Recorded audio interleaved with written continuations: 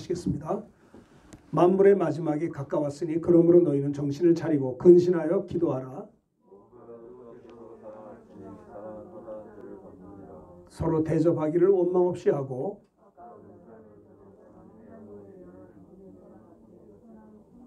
봉사하라. 아멘. 오늘 말씀의 제목을 따라서 하시면 고맙겠습니다. 말세 성도를 향한 베드로의 권면. 말세라는 것은 이제 주의 재림, 마지막 세상이라는 거죠. 성경에는 모든 하나님의 약속의 말씀이 다 이루어졌는데 한 가지, 예수님의 재림만 남았습니다. 그래서 주님이 이 땅에 오셔서 우리를 위해 죽으시고 부활하시고 승천하시고 그 다음에 하나님 보좌 우편에 앉으셔서 영광을 받으시고 아버지께 성령을 받아 믿는 자들에게 성령을 부어주셨죠. 성령 받은 자들이 뭐 했어요? 교회를 세운 겁니다. 성령 처음에 예수를 믿고 주님의 승천하신 광경을 바라보며 아버지의 약속하신 성령 세례를 기다리며 기도하던 120명의 그리스도인들이 드디어 약속하신 성령을 받은 다음에 지구촌에는 최초의 주님의 교회가 세워진 것입니다. 주님은 이 땅에 왜 오셨습니까? 교회를 세우려고 오셨습니다. 내가 이 반석 위에 주는 그리스도시요 살아계신 하나님의 아들이시니다라고 신앙 고백하는 그 믿음의 반석 위에 주님이 뭐예요? 내 교회를 세운다는 거예요. 주님이 세우신 교회의 특징이 있습니다. 내가 이 반석 위에 교회를 세우리니 음부의 권세가 이기지 못한다. 여러분, 마귀 권세를 이기는 건 교회밖에 없어요. 교회는 주님이 피로 합주고 사신 주님의 몸된 교회이기 때문에 그렇습니다. 교회가 그렇게 무능하지 않습니다. 교회가 그렇게 실패하고 늘 넘어지는 게 아닙니다. 교회는 승리하게 돼 있어요. 에클레시아, 승리하는 교회다라고 하는 뜻입니다.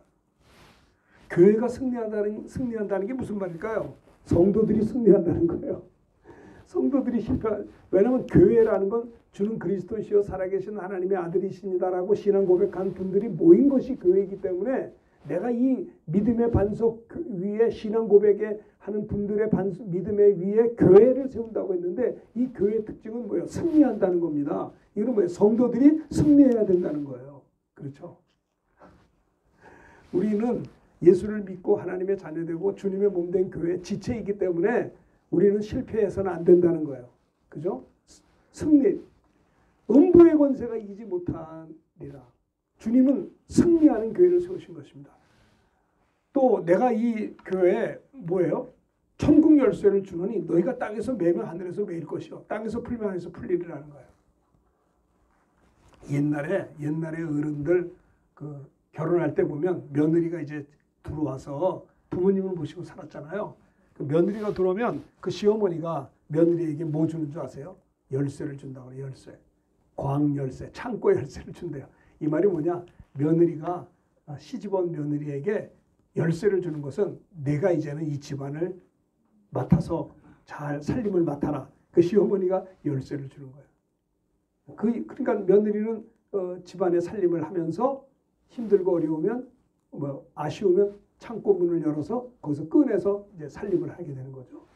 주님께서 이 믿음의 반석 위에 내 교회를 세우리니 음부의 권세가 교회는 승리한다. 두 번째는 천국 열쇠를 준다는 거예요. 우리가 하나님의 자녀들이 이 땅에 사는 동안에 힘들고 어렵고 아쉬우면 어떻게 해요? 열쇠로 열라는 거예요. 너희가 땅에서 매면 하늘에서 매일 것이요 땅에서 풀면 하늘에서 풀린다라는 겁니다. 그러니까 주님이 이 땅에 오셔서 죽으시고 부활하시고 승천하시고 하나님 보좌 우편에 올라가시고 영광을 받으셨죠. 그리고 약속하신 성령을 부어주신 그래서 성령을 받은 120문도들이 초대교회를 세운 그때부터 뭐예요? 그때부터 말세예요. 말세. 지금은 뭡니까? 2000년이 지났어요. 그러니까 2000년 동안 끊임없이 주님의 재림을 기다리고 저희가 있는 겁니다. 그러니까 지금은 일반적으로 말할 때 말세 중에 말세 치말이다 이렇게 얘기를 하죠. 베드로는 말세 성도를 향한 이 베드로 전서에 보면 베드로의 권면이 나옵니다. 베드로는요, 물론 예수님의 수제자라고 할 수 있어요. 아주 베드로는 누구보다 앞서서 주님을 사랑했고 또 주님을 위해서 앞장섰습니다. 그러나 그가 안타깝게도 겟세마네 동산에서 예수님이 베드로를 비롯한 3명의 제자들과 함께 기도했는데 베드로가 실수한 게 뭐냐면 그 예수님이 사실 겟세마네 동산에서 기도하신 것은 예수님도 하나님이지만 육신을 입고 오셨기 때문에 십자가에 대한 부담이 말로 다 할 수가 없었어요. 근심하여 죽게 되었다라고 아버지 하나님 앞에 기도했어요. 내가 너무 힘들고 어려워서 근심하여 죽게 되었으니 할 수만 있으면 이 잔을 내게서 지나가게 해 주십시오. 그러나 나의 원대로 마옵시고 아버지의 원대로 되기를 원합니다. 정말 절박한 상황에서 예수님이 말입니다. 성경에 보면 이런 말씀이에요. 예수님이 얼굴을 땅에 대고 기도하셨다고 그랬어요. 그리고 떨어지는 땀방울이 핏방울처럼 그렇게 간절하게 기도했던 것이에요. 십자가를 앞에 놓고 주님은 그렇게 기도하셨는데 그래서 그가 기도하시고 난 다음에 이제는 자고 쉬라. 이제는 때가 가까웠다. 일어나 우리가 가자. 그리고 예수님은요 순순히 아버지의 응답을 받고 아버지의 뜻을 이루기 위해서 순순히 체포당하고 십자가를 지신 거예요. 그런데 베드로를 비롯한 제자들은 어땠어요? 그 절박한 상황에 예수님을 위하여 함께 기도하지 아니하고 졸며 잤다고 했어요. 예수님이 그들을 향해서 겟세마네 동산에서 기도하시면서 말합니다. 너희가 어찌하여 1시간 동안도 나와 함께 깨어 기도하지 못하느냐? 마음은 기도하고 싶겠으나 육신이 약하구나. 오늘날 많은 사람들이 마음은 있어요. 그런데 육신이 약해서 마음도 약하고 몸도 약하고 그래서 기도하지 못해요. 그러면서 주님이 하신 말씀이 뭐예요? 시험에 들지 않도록 깨어 기도하라. 깨어 기도하지 않으면 시험 들 수 있다라고 하는 거예요. 많은 사람들이 시험 들어요. 근데 시험 들기 전에 뭐 했어요? 깨어 기도하지 못했기 때문에 깨어서 기도했더라면 시험이 와도 이길 수 있거든요. 그렇지 않나요? 베드로는 예수님이 골고다 십자가를 향해서 채찍에 맞으시고 그렇게 가시면류관을 쓰시고 십자가를 지고 올라갈 때 많은 어떤 여자아이가 와서 당신도 예수 같은 그룹이죠? 난 예수님 몰라. 예수님 누구야? 예수를 부인했어요. 그리고 2번째 또 부인했어요. 3번째는요. 이 사람아 나는 그 사람을 알지 못해. 그가 십자가에서 죽고 꼴려가는 건 저주받아서 죽은 걸 거야. 예수를 저주까지 했어요. 그렇게 3번 주님을 부인한 다음에 어땠어요? 닭이 울었어요. 닭이 우는 소리를 듣고 베드로는 예수님 앞에서 그랬거든요. 다른 사람들은 다 주님을 부인할지언정 저는 절대로 주님을 부인하지 않겠습니다라고 그렇게 장담을 했어도 주님은 내가 닭 울기 전에 나를 3번 부인하리라 라고 하는 말씀이 기억이 나서 그가 닭 소리를 듣고 우는 소리를 듣고 주님이 측은하게 베드로를 바라보았어요. 안타까운 눈으로 바라볼 때 그는 너무나 죄송하고 부끄럽고 너무 기가 막혀서 통곡하며 울며 기도했어요. 그리고 그는 주님을 떠났어요. 그는 옛날로 돌아갔어요. 디베라 바닷가에 물고기 잡는 어부로 돌아갔어요. 예수님은 그렇게 십자가에 피 흘려 죽으셨어요. 그리고 사흘 만에 부활하셨어요.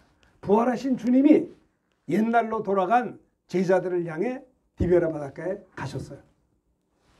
주님은 제자들을 사랑하되 끝까지 사랑하셨어요.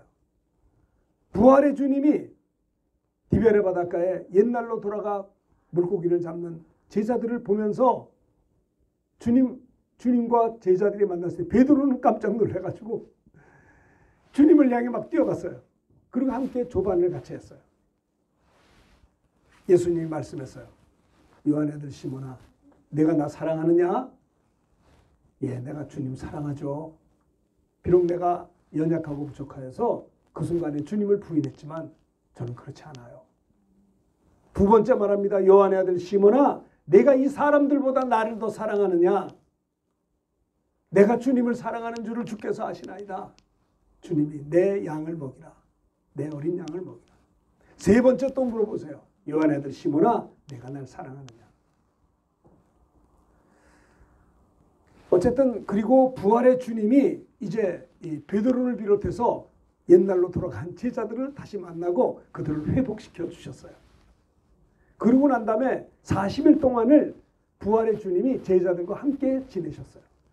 부활의 주님을 만난 제자들은 과거에 자기들이 주님을 떠나가고 도망갔던 부끄러운 일도 있지만 회개하고 주님이 자기를 받아주신 것에 대해서 감사하면서 이제 부활의 주님과 더불어서 우리는 함께 하리라. 다시는 부활의 주님을 떠나지 않겠다라고 마음에 다짐을 했었을 것입니다. 근데 부활의 주님이 사랑하는 제자들과 함께 지나시면서 하시는 말씀이 자꾸 다른 얘기는 안 하시고 내가 너희들에게 실상을 말하노니 내가 떠나가는 것이 너에게 유익이라. 떠나가겠다는 거예요. 그러니까 이들이 아니 어딜 가십니까? 부활의 주님을 이렇게 힘겹게 다시 만나서 새로운 출발을 하고 있는데 주님은 자꾸 어딜 가겠다는 거예요. 떠난다는 거예요. 이들이 걱정이 많았어요. 쓸쓸했어요. 그러니까 주님이 내가 너희를 고와 같이 버려두지 아니할 거야. 조금 있으면 너희가 나를 보지 못할 터이로되 조금 있으면 너희가 나를 보리니 이는 내가 살았고 이는 나도 살았고 너희도 살겠습니다. 이들은 예수님이 자꾸 떠난다는 이야기에 아주 근심이 가득했어요. 그러니까 주님이 또 말씀하세요. 너희는 마음에 근심 좀 하지 마라. 하나님을 믿으니 또 나를 믿으라. 내 아버지 집에 거할 곳이 많도다. 내가 가서 거처를 예비하노니 가서 거처를 예비하면 나 있는 곳에 너희 있게 하리라 해도 그게 무슨 말인지를 몰라요. 40일 동안 부활의 주님이 제자들과 함께 지나시면서 그들이 예수님이 그렇게 오랫동안 예수님 십자가에 피 흘려 죽으시고 3일 만에 부활하셨는데 부활하신 주님이 바로 승천해도 되는데 승천하지 않고 40일 동안을 기다리면서 주님이 부활하셔야 될 이유에 대해서 제자들에게 설명을 한 것입니다. 아무리 얘기해도 이해를 못해요. 그러니까 주님 말씀에 내가 떠나가는 것이 너에게 유익하다. 내가 떠나가지 않으면 보혜사가 오지 않을 것이요. 가면 아버지께 성령을 받아 너에게 보내리라. 해도 무슨 말인지를 몰라요. 그래서 끝까지 주님은 부활의 주님이 승천하신 이유에 대해서 이야기하시다가 40일째 되던 날에 어떻게 됐어요? 저기 감람산에 올라가셔서 사도들과 함께 모이사 그들에게 분부하십니다. 이제 감람산에 올라가셔서 거기서 이제 승천하시기 바로 직전에 하신 말씀이 뭐예요? 내가 승천한다고 해서 너희가 예루살렘을 떠나면 안 된다. 너희는 예루살렘을 떠나지 말고 아버지의 약속하신 것을 기다리라. 그리하면 몇 날이 못 돼요. 성령 세례를 받을 거야. 내가 하늘로 승천한다고 해서 흩어지면 안 돼. 예루살렘을 떠나면 안 돼. 기다려. 아버지의 약속하신 것을 기다리면 아버지께서 주시기로 한 성령 세례를 받게 될 거야. 이렇게 말을 해도 이해를 또 못해요. 동문서답을 하는 겁니다. 이스라엘 나라를 회복하심이 지금이니까. 부활의 주님이 승천하시기 바로 직전에 안타까운 마음으로 그거는 너희 알 바 아니요. 이것은 아버지의 고난이 되었으니 너희 알 바 아니요. 오직 성령이 너에게 임하시면 너희가 권능을 받아서 예루살렘과 유대와 사마리아 땅끝까지 이르러 내 증인이 되리라. 이 말씀하시고 하늘로 그냥 승천하시는 거예요. 제자들이 그 말씀 끝나기가 무섭게 하늘로 올라가시는 주님을 바라봅니다. 이때 천사들이 나타났어요. 갈릴리 사람들아 너희가 이 예수를 왜 바라보느냐. 너희가 본 그대로 다시 오시리라. 이제 주님은 하나님 보좌 우편에 이제 승천하시면서 올라가셔서 비지도 않아요. 주님이 올라가시는 것을 광경을 보고 천사의 소리를 들었던 이 제자들은요. 이제 주님이 비지가 않으니까 너무나 그 충격이 컸을 거 아니에요. 이 주님이 안 보이는 거예요. 완전히 가버리셨어요. 그래서 그들은 주님이 마지막 하신 약속의 말씀 너희는 예루살렘을 떠나지 말고 아버지의 약속하신 것을 기다리기만 하면 너희가 몇 날이 못 되어 성령 세례를 받을 것이다 라고 하는 약속의 말씀을 붙잡고 그들이 자주 갔던 마가의 다락방에 가서 그들은 성령 세례를 받기를 기다리며 기도했던 것이에요. 이렇게 기도하다가 열흘째 되던 날 주님이 승천하신 지 열흘째 되던 날 부활하신 지 50일째 되던 날 그래서 오순절 날 마가의 다락방에 끝까지 기도하는 그들에게 약속하신 성령이 임하심으로 말미암아 하늘에 불의 혀같이 갈라진 것이 눈에 보였고 바람 같은 소리가 귀에 들렸고 그들이 오순절 날 성령이 그들에게 충만히 임함으로 그들이 각각 한 사람마다 모두 다 성령 충만을 받게 되고 성령이 말하게 하심을 따라 다른 언어들로 말하기를 시작했다. 방언을 말하기를 시작했다고 했어요. 그리고 성령 받은 120명의 제자들을 비롯한 120명의 그리스도인들이 모인 것이 초대교회예요. 초대교회가 이제 교회가 출발을 해서 베드로가 한번 외치고 복음을 전할 때 3,000명이 주님께 돌아왔어요. 주님의 약속은 이루어지는 거예요. 과거에 그런 역사가 없었어요. 그러나 오직 성령이 너에게 임하시면 권능을 받아 내 증인이 된다는 거예요. 베드로가 예수를 증거하게 될 때 권능 있게 증거함으로 말미암아 3,000명이 예수 믿고 그 자리에서 세례를 받았다 이 말이에요. 그것뿐만입니까? 성령 충만 받은 베드로는 권능을 받아서 이제 사도행전 3장 1절 이하에 보면 제9시 기도 시간에 성전에 가서 기도하려고 들어가다가 성전 미문에 무엇인가 구걸하려고 하는 걸어보지 못한 불쌍한 사람이 베드로와 요한을 바라봅니다. 베드로와 요한이 그들을 향해 말합니다. 우리에게는 은과 금은 없지만 내게 있는 것으로 내게 주는데 예수의 이름을 받으라. 예수의 이름으로 일어나 걸으라 할 때 그 불쌍한 한 번도 태어나서 걸어본 적이 없는 거린이 그 예수의 이름을 영접하는 순간에 발과 발목에 힘을 얻어 걷기도 하고 뛰기도 하고 하나님께 영광을 돌리며 찬미를 했다고 했어요. 이 광경을 보고 예루살렘이 뒤집어지고 소동하는 거예요. 안 그러겠어요? 생각을 해보세요. 이렇게 복음을 전하고 막 능력 한 번도 걸어본 일이 없는 자가 걷고 뛴단 말이에요. 그러니까는 많은 사람들이 이 광경을 보고 솔로몬 행각에 사람들이 몰려들었는데 5,000명이나 몰려들었어요. 사도행전 4장 4절에 보면요. 베드로가 그들에게 또 복음을 전합니다. 그 기회를 놓치지 않고 너희는 우리들의 경건과 능력으로 이 사람을 일으킨 것처럼 왜 우리를 주목하느냐? 너희가 십자가에 못 박아 죽인 예수를 하나님이 살리셨고 우리는 이 일의 증인이라. 이 예수님이 구약에 예언된 메시아 그리스도라. 너희들도 예수를 믿어야 된다. 예수를 믿으면 구원을 받을 뿐만 아니라 병든 자가 고침받은 거 아니냐?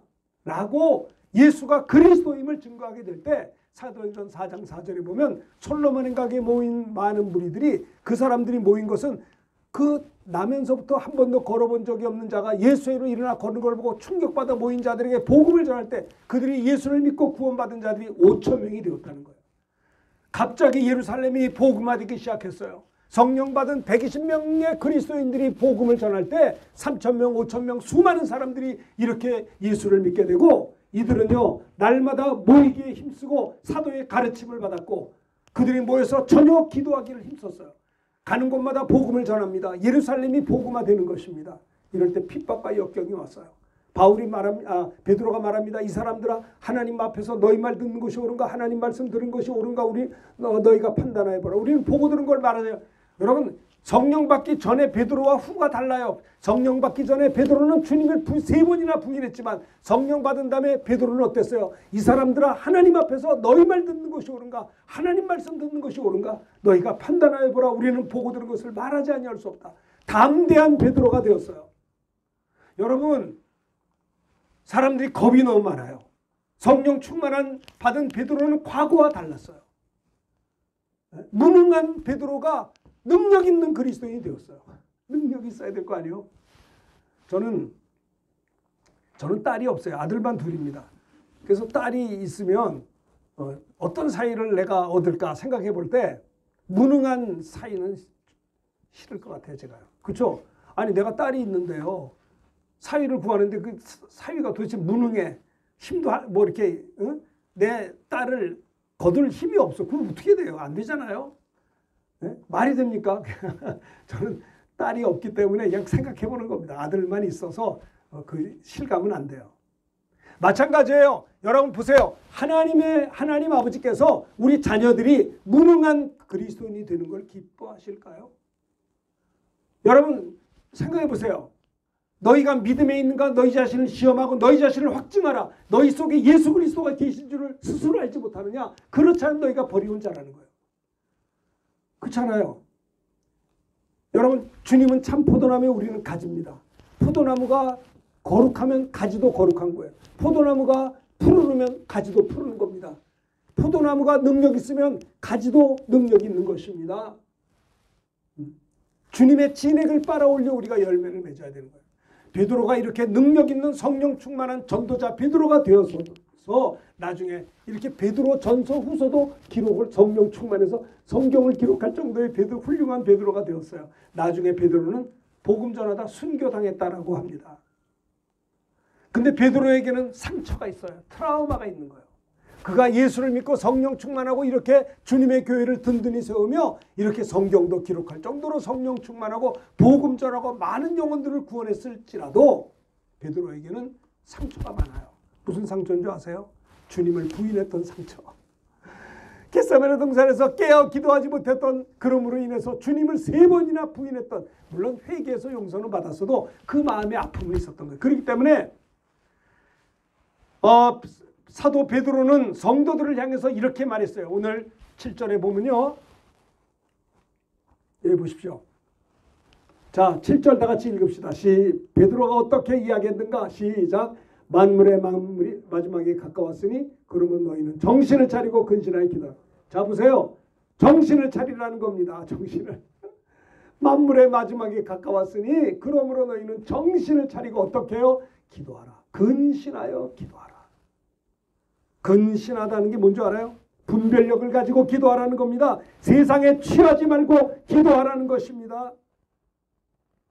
왜? 본인이 기도하지 못하다가 주님을 부인한 적이 있었거든요. 베드로는요, 기도를 강조하고 있어요. 자, 졸지 말고 저를 기도해야 됩니다. 베드로는 졸다가 기도하지 못하고 무너졌잖아요. 그죠? 예전에 우리 어머니가 이렇게 많이 졸으셨어요. 돌아가셨는데, 아이고, 또 좀 뒷자리 가서 주무시지. 그 교인들이 다 있는데, 그 앞에 앉아요. 아들이 목사니까 앞에 다 앉으셨는데, 늘 주무세요. 그래서 어머니 좀 뒤에 가서 주무시지. 어떻게 앞에서 이렇게 주무십니까? 네? 그래, 안 존다고 그러면 또 졸아요. 이거 어떻게 하면 좋아? 네? 참, 그 어머니가 6년 전에 돌아가셨는데 참 보고 싶어요. 네? 그때는 참 힘들더라고요. 아니, 아들이 담임 목사가 설교하는데 그냥 앞자리에 나오셔서 권사님이 그냥 꼬닥으로 주무시고. 베드로가 주님을 왜 부인했는데, 왜 시험 들었습니까? 깨어 기도하지 못했어요. 주님이 말씀합니다. 그래서 너희가 1시간 동안도 깨어 기도하지 못하느냐? 마음은 있지. 근데 육신이 약하잖아. 정신을 차려야 돼. 성공하는 사람들 보면 정신 차리는 사람들이에요. 훌륭하게 목회하는 분들 보면요, 정말 집중해서 정신 차리고 하시더라고요. 누가 그럽디다 부자는 그냥 부자가 된 게 아니래요. 그 말이 틀린 말도 아니에요. 꼭 맞는 말도 아니지만 정신을 차리고 기도하라는 거예요. 그 가장 절박하고 힘든 겟세마네 예수님이 피땀 흘려 기도하시고 얼굴을 땅에 대시고 기도하시고 근심하여 죽게 되면서 정말 힘겹게 기도할 때 함께 기도해야 될, 그러니까 그렇게 주님은 기도하셔서 십자가를 지시고 구주 사명을 감당했지만은 제자들은 기도하지 못하고 졸고 졸 때 어떻게 됐어요? 자기 십자가를 발로 걷어차버리고 주님을 부인했던 그 상처가 이 베드로에게 있기 때문에 베드로는 베드로 전서에서 4장 7절에서 정신을 차리고 근신하여 기도하라는 겁니다. 오늘도 우리가 주일날이고 어제는 토요일이었습니다. 내일은 월요일입니다. 우리가 하루를 어떻게 살 것입니까? 너희가 1시간 동안도 나와 함께 깨어 기도하지 못하느냐? 네? 우리가 여기 보세요. 우리가 멀리 휴가를 떠났어요. 멋있는 호텔에 들어갔다고 합시다. 호텔에 모여서 우리 다 같이 기도합시다. 새벽 기도합시다. 아니, 여기까지 와서 기도해요? 그냥 휴가 기간은 쉬고 놀아야지. 그 말이 그럴듯하게 들리는데 그게 꼭 맞는 말일까요? 아니, 그러면 휴가 기간에는 쉬느라고 밥도 안 먹어야 되나요? 기도해야 되는 겁니다. 기도. 저는 그런 생각을 해요. 주님께서 너희가 1시간 동안도 나와 함께 깨어 기도하지 못하느냐? 베드로는요, 상처가 있어요. 자기가 졸고 기도하지 못하다가 주님을 3번이나 부인하고 저주했던 그 상처. 그래서 베드로전서 4장 7절에 보면 만물의 마지막에 가까웠으니 그러므로 너희는 정신을 차리라. 정신이 딴 데 흐트러지면 안 된다. 세상에 세상에 취하지 마라. 정신을 차리고 근신하여 기도하라는 겁니다. 근신, 헬라어로 네포 그래, 네포. 세상에 취하지 않는 것이 근신이에요.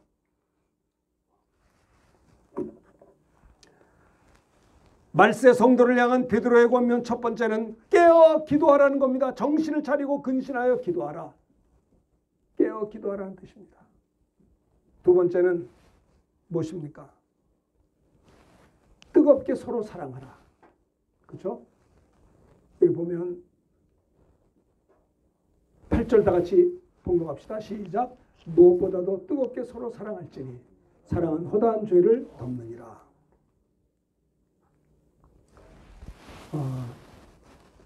말세 성도를 향한 베드로의 권면 첫 번째는 깨어 기도, 정신을 차리고 기도하라 했어요.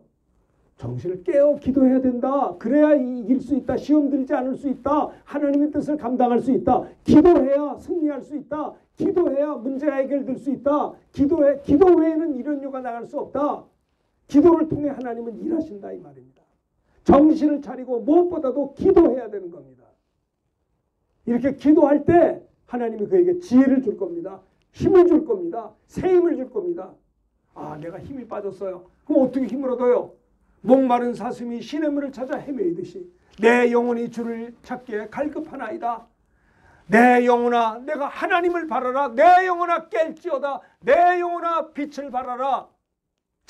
내 영혼아 하나님을 향해 기도할지어다. 하나님을 바랄지어다. 베드로의 권면이에요.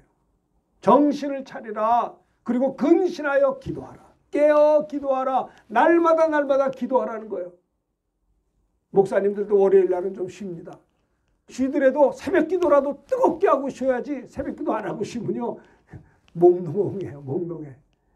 날마다 깨어 기도해야 될 줄로 믿습니다. 이 기도 시간 양보하지 마세요. 다른 건 좀 부족해도 돼요. 다른 거는 좀 준비가 좀 안 돼도 돼요. 그러나 기도만큼은 양보하지 않게 되길 바랍니다. 기도할 게 얼마나 많아요.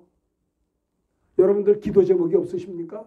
내게 가지고 있는 근심 걱정, 내가 가지고 있는 힘들고 어려운 것들 모두 다 기도 제목인 것이에요. 말세 성도를 향한 베드로의 권면이 정신을 차리고 근신하여 기도하라. 만물의 마지막에 가까웠으니 그러므로 너희는 정신을 차리고 근신하여 기도하라. 깨어 기도하라. 두 번째는 무엇보다도 뜨겁게 서로 사랑할지니 사랑은 허다한 죄를 덮느니라. 여러분 말세의 징조가 어떤 줄 아세요?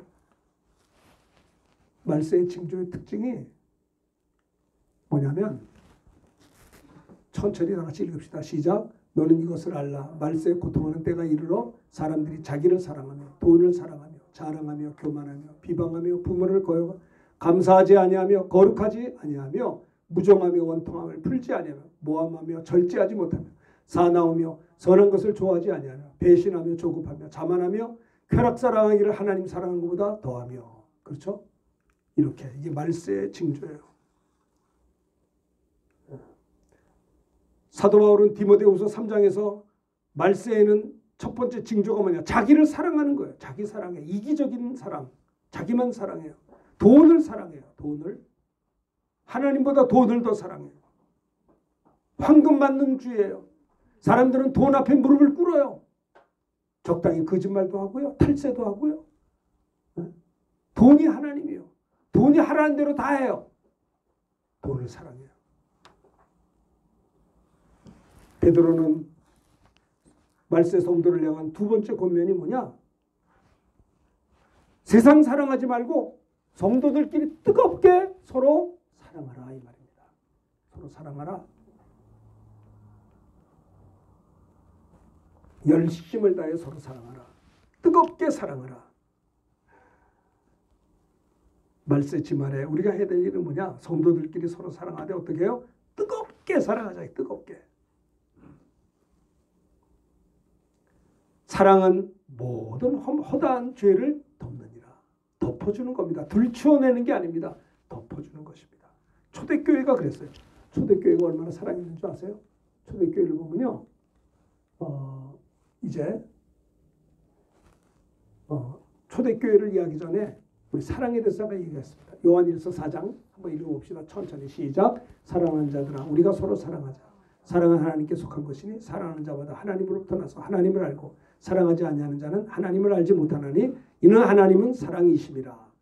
하나님의 사랑이 우리에게 이렇게 나타난 바 되었으니 하나님이 자기의 독생자를 세상에 보내시면 그로 말미암아 우리를 살리려 하심이니라. 사랑은 여기 있으니 우리가 하나님을 사랑한 것이 아니요 하나님이 우리를 사랑하사 우리 죄를 속하기 위하여 화목제로 그 아들을 보내셨음이니라. 사랑하는 자들아 하나님이 같이 우리를 사랑하셨은즉 따라합시다. 우리도 서로 사랑하는 것이 마땅하도다. 12절 다 같이 합시다. 어느 때나 하나님을 본 사람이 없으되 만일 우리가 서로 사랑하면 하나님이 우리 안에 거하시고 그의 사랑이 우리 안에 온전히 이루어지느니라. 여러분 하나님은 사랑이세요. 그렇죠? 하나님은 사랑이십니다. 하나님이 우리를 사랑하셨기 때문에 예수님을 보내준 거예요. 예수님 보내줄 정도로 우리를 사랑하셨어요. 부모님이 우리를 사랑해요. 그것도 하나님이 주신 성품이에요. 사람 피조물 가운데 인간들만이 하나님의 형상을 따라 그 모양대로 지음받은 존재는 사람들밖에 없어요. 그렇기 때문에 사람에게는요 하나님의 속성이 우리에게도 있는 거예요. 하나님은 사랑이세요. 그래서 우리가 사람들도 사랑하는데 기뻐해요. 하나님도 독생자 예수님을 보내시면서 기뻐하셨어요. 예수님도 우리를 구원하려고 기쁨이 있으셔서 십자가를 지시고 죽으시기까지 우리를 사랑했어요. 피 흘리기까지 우리를 사랑했어요. 우리가 그래서 구원받은 거예요. 뿐만 아니라 우리들도 하나님을 사랑하는 겁니다. 누가 하나님의 종입니까? 누가 하나님이 그를 쓰십니까?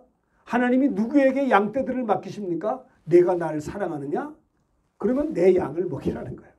우리가 주님을 사랑한다. 말로만 사랑하는 게 아니라 주님을 사랑하냐? 그러면 내 양. 주님을 사랑하기 때문에 주님의 양들에 섬긴다라고 하는 겁니다.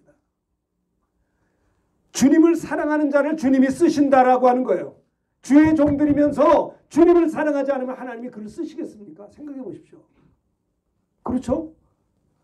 내가 주님 앞에 어떻게 쓰임받 잘 보세요. 내가 주님 앞에 얼마나 내가 쓰임받고 있는가. 주님을 사랑하는 것만큼 우리를 사용하신다는 거 아세요? 내가 주님을 사랑하는지 아닌지 어떻게 알 수 있을까요? 여러분 언제 제일 기쁘세요? 언제 제일 기쁜가요? 어떤 사람은 돈이 확 들어오면 되게 기뻐하더라고요. 저를 보세요. 아주 사업이 잘 되면 그 사람 얼굴이 너무 밝아. 뭐 이해는 해요. 근데 주님은 옆에서 섭섭해 하시지 않나 싶어요. 쟤는 나를 이래 안 기뻐하고 내가 준 돈만 더 좋아하네. 제가 예전에 해외 나가서 집회하고 이제 어린 자녀들 지금 다 컸지만 선물을 갖다 주면요. 나는 안 보고 그 선물만 봐. 그럼 내가 속상하더라고. 아예 아빠를 보고 기뻐해야지 세상에 이 선물만 가지고 좋아해. 여러분 주님은요 우리를 얼마나 사랑하는 줄 아세요? 질투하시기까지 사랑하세요.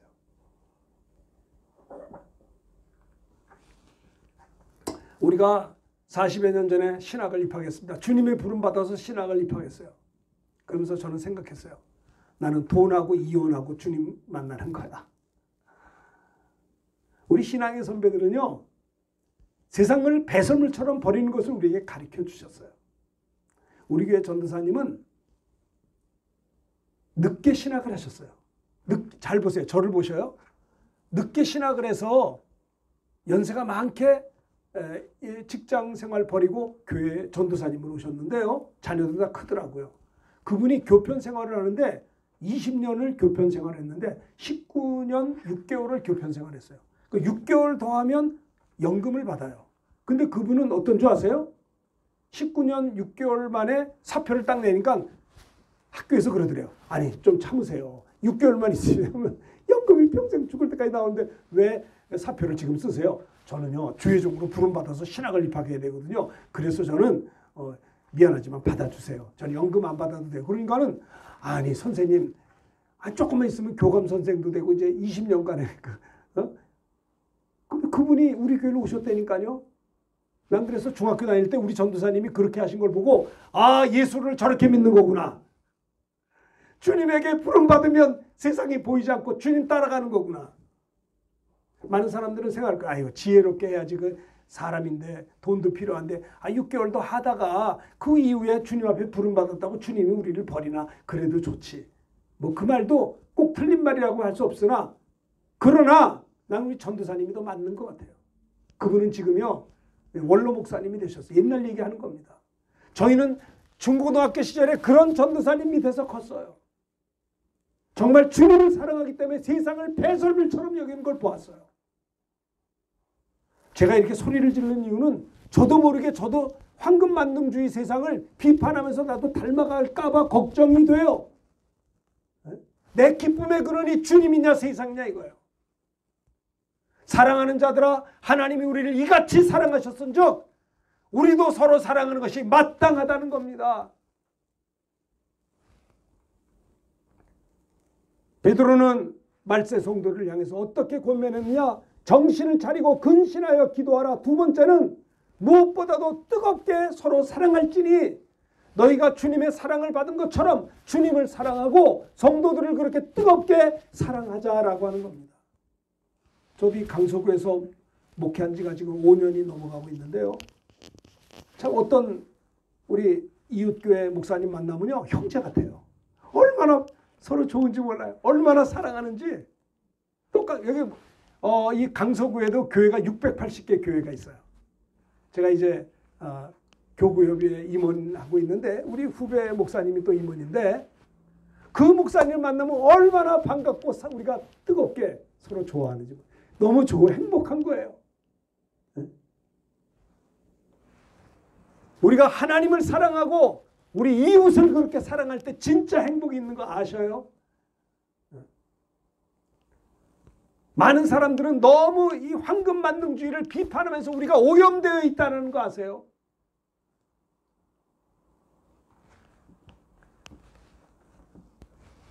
사도 바울은 그리스도 예수 안에서 이 모든 것들을 배설물처럼 여겼던 거예요.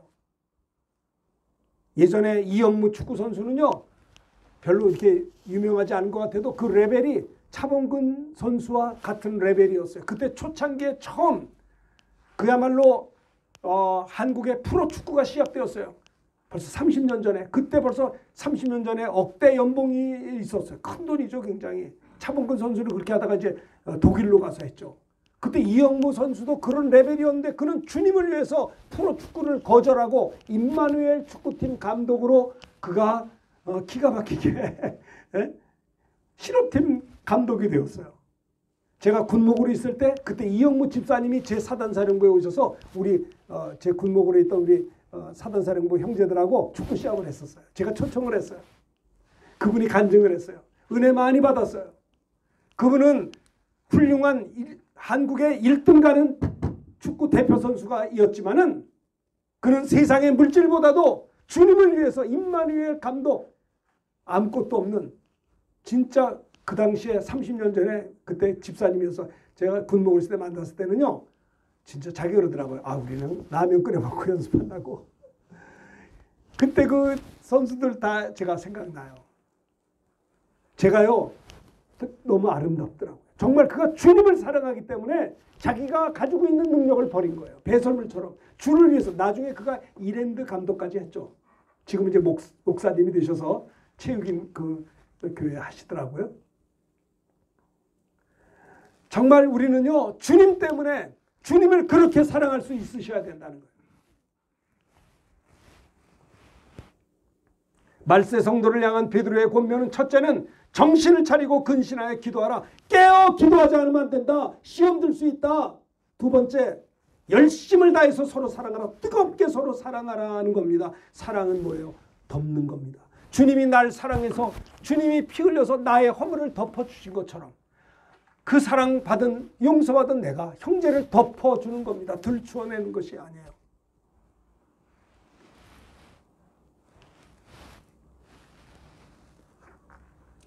초대교회가 사랑이 넘쳤습니다. 그들이 사도의 가르침을 받아 사도행전 2장에 보면 서로 교제하며 떡을 떼며 오로지 기도하기를 힘쓰니라. 사람마다 두려워하는데 사도들로 말미암아 기사와 표적이 많이 나타나니 믿는 사람이 다 함께 있어 모든 물건을 서로 통용하고 모든 물건을 서로 통용한다는 건 사랑, 물질 있는 곳에 마음이 있는 거예요. 아시겠습니까? 또 재산과 소유를 팔아 각 사람 필요를 따라 나눠 주었습니다. 날마다 마음을 갖춰 성전에 모이기에 힘쓰고 집에서 떡을 떼며 기쁨과 순전한 마음으로 음식을 먹고 하나님을 찬미하며 온 백성에게 칭송을 받으니 주께서 구원받는 사람을 날마다 더하게 하시니 초대교회가 어땠어요? 서로 뜨겁게 사랑하되 정말 자기의 모든 것을 팔아서 나눠줄 정도로 사랑했다라고 하는 거예요. 물질 있는 곳에 마음이 있어요. 내가 누구에게 뭘 줬어요. 근데 아까워요. 그건 사랑하지 않는 거예요. 주는데 아깝지가 않아. 그건 사랑인 것이에요. 내가 주님 앞에 드렸는데 하나도 아깝지가 않아요. 그게 주님을 사랑하기 때문에 그런 거예요. 주님 앞에 드리면서도 막 아까워. 이거는 주님을 사랑하는 게 아니라 이게 주님을 믿는 겁니까? 나는 우리 어머니 이북에서 오셔서 정말 빈손으로 이렇게 우리 형 오남매를 다 키워주셨어요. 지금 다 돌아가셨지만은. 당신들은 하나도 잡숫지 않지만은 자식들한테 주는 걸 보고 저는 굉장히 감동받았어요. 세상에 저러실 수가 있는가? 우리 어머니는 예수를 믿어도요. 당신한테도 하나도 안 쓰고요. 이웃들한테도 아무 국물도 없어요. 이웃도 아유 좀 도와주시지. 안 도와줘요. 아이 이북에서 오신 분들은 그러더라고요. 그런데 자식들한테는 주더라고요. 물론 나중에 우리 어머니가 은혜 받아서 잘했지만은 사랑, 물질이 있는 곳에 마음이 있는 겁니다. 내가 주님을 사랑하는 게 뭔지 아세요? 내가 언제 제일 기쁜가? 은혜 받을 때가 기쁜 겁니까? 세상 때문에 기쁜 겁니까?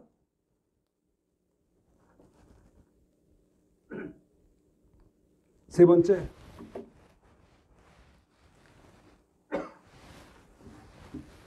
어, 10절에 보면요.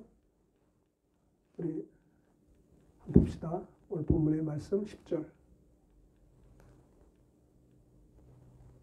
자, 천천히 읽읍시다. 시작. 만물의 마지막이 가까웠으니 그러므로 너희는 정신을 차리고 근신하여 기도하라. 자, 보세요. 깨어서 기도하는 거. 여러분 이제 연말 우리 마지막 주일 예배입니다. 밝아오는 새해부터는요. 최소한 1시간씩 기도하면 좋겠어요. 마음으로 기도하고 영으로 기도하십시오. 아침에 일어나셔서 일어나는 그 자리가 기도하는 자리가 되길 바라요. 기도하세요. 여러분의 힘들고 어려운 거 다 아버지 앞에 이야기하세요. 죄를 자백하고 회개하세요. 내 문제를 내어놓으세요. 정신을 차립시다. 근신하여 기도합시다. 첫째. 두 번째는 뭐예요? 뜨겁게 무엇보다도 서로 사랑할지니. 사랑하는 것도 기쁘고 사랑받는 것도 기쁜 거예요. 내가 사랑할 사람이 있다는 것도 기쁘고요. 나를 사랑해 주는 사람이 있다는 것도 기쁜 거예요. 무엇보다 뜨겁게 서로 사랑할지니 사랑은 허다한 죄를 덮느니라. 일로 만나면요. 일이 없으면 만날 필요가 없습니다. 일중심도 물론 의미가 있어요. 근데 일중심보다는 사람 중심이 우선이지 않나 싶어요. 무엇보다 뜨겁게 서로 사랑할지니 사랑은 허다한 죄를 서로 사랑하자 이 말 두 번째고 세 번째는 10절을 다 같이 읽겠습니다. 다 같이 시작. 각각 은사를 받은 대로 하나님의 여러 가지 은혜 받은 선한 청지기같이 서로 봉사하라.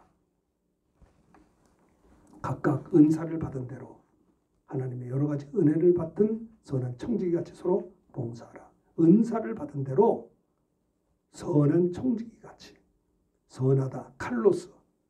선한 청지기 칼로스를 선한 칼로스란 말인데 헬라어로 덕스럽다, 공정하다, 아름답다, 아름다운 청지기같이 덕스러운 청지기같이 서로 봉사하라.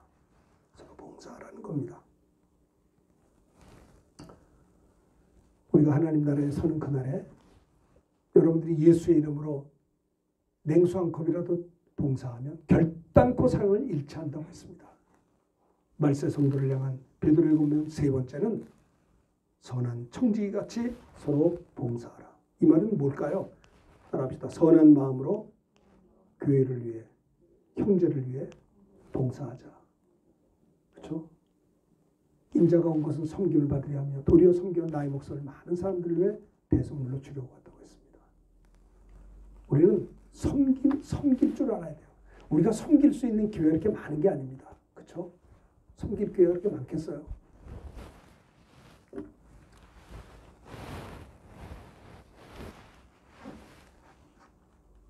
자, 로마서 12장 4절에 보면요. 이런 말씀이 있습니다. 로마서 12장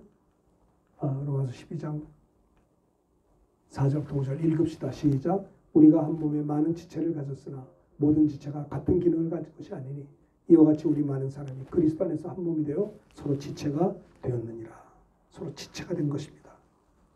우리가 다 은사가 달라요. 그렇죠? 맡은 청지기로서의 은사가 있습니다. 우리가 서로 봉사하라. 내가 어떻게 하면 주님 몸된 교회를 위해 살아갈 수 있을까? 교회에 내가 어떻게 봉사자가 될 수 있을까? 그렇죠? 어떻게 주님을 위해서 쓰임받을 수 있을까? 선한 청지기같이 서로 봉사하라. 선한 마음을 가지고 주님 몸된 교회를 위해서 봉사하는 자가 되라. 쓰임받는 자가 될 것을 베드로는 권면하고 있는 것입니다. 정말 주님의 재림이 가까운 이때 우리가 이와 같이 참으로 하나님의 말씀 베드로전서 4장 말씀을 통해서 베드로가 권면한 내용들을 여러분들이 꼭 기억하셔서 정말 주님의 재림이 가까웠으니 보세요. 이 전염병, 이 정말 주님의 재림의 징조 중에 하나입니다. 왕래가 빨라지고요. 그죠? 천재지변이 일어나고요. 정말 주님의 재림이 가까운 이때 우리가 정신을 차리고 날마다 근신하여 기도하는 우리들이 꼭 되시기를 바라겠습니다. 그리고 우리가 뜨겁게 서로 사랑합시다. 기도하면서 서로 저는요 새벽마다 여러분들의 이름을 부르면서 기도합니다. 정말이에요. 거의 안 빠지고 기도한다고요. 매일 서로 위해서 기도해 주시고 뜨겁게 서로 사랑합시다. 어떻게 내가 사랑할 수 있을까?